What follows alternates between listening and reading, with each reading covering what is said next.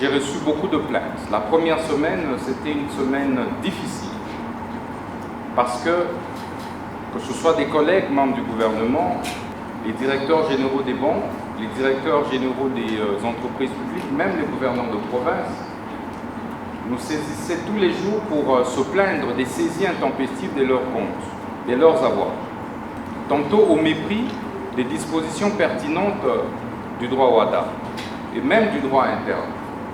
Et c'est pourquoi, vous allez le remarquer, que nous avons tout de suite mis en place des mécanismes d'arrestation de certains grands criminels économiques et financiers.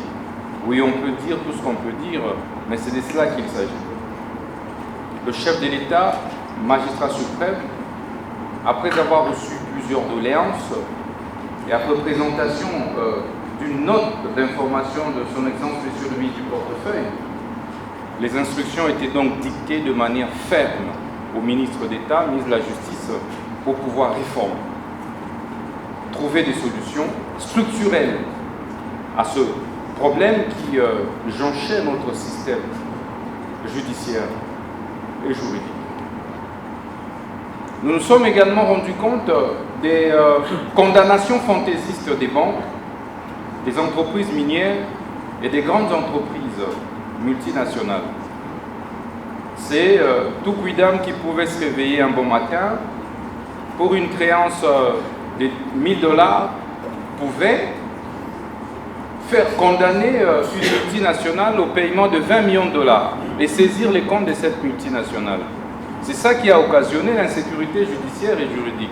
Et du coup, tous les grands opérateurs économiques avaient maintenant de crainte à pouvoir faire des dépôts au sein de nos banques.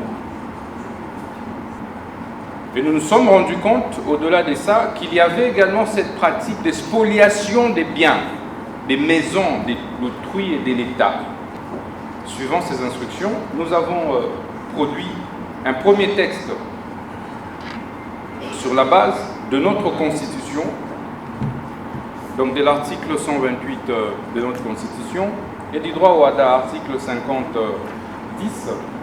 du nouvel acte uniforme sur les procédures simplifiées de recouvrement et voies d'exécution, où nous avons trouvé une brèche pour essayer très rapidement d'arrêter l'hémorragie.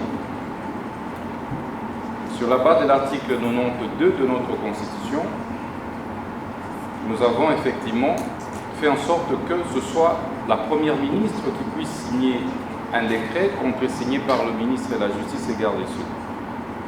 Le décret est donc intitulé « Décret portant sauvegarde des biens des entreprises, établissements et services publics ». Dans ce décret, l'innovation majeure, c'est l'intégration de l'insaisissabilité des biens des entreprises publiques, services et établissements publics.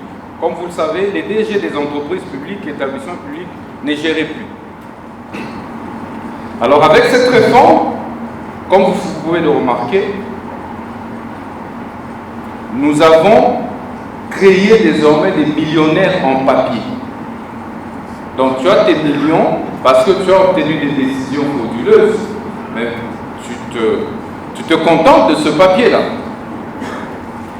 Et qu'à ce jour, je voudrais rappeler que tout celui qui va oser encore s'amuser, que ce soit le juge, que ce soit le magistrat, que ce soit le greffier, le huissier, que ce soit l'opérateur de banque, tout celui qui va s'amuser à bypasser cette réforme sera arrêté.